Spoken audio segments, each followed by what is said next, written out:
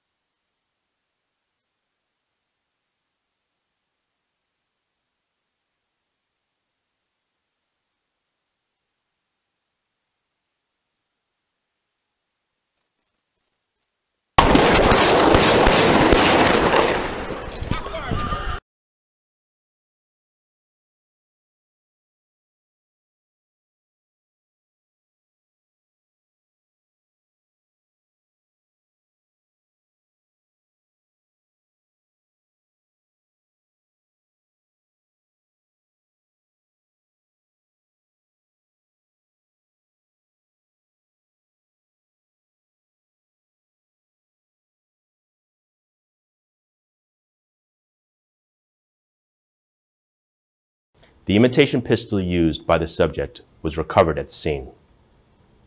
After the discharge, the officers called for medical assistance for the injured subject, who suffered multiple gunshot wounds. Mr. Lasmoya was transported to Lincoln Hospital, where he underwent surgery. He has since been released from the hospital. Mr. Lasmoya was subsequently indicted by a Bronx grand jury on 3 counts of menacing and 1 count of criminal possession of a weapon in the 2nd degree. The criminal prosecution is ongoing.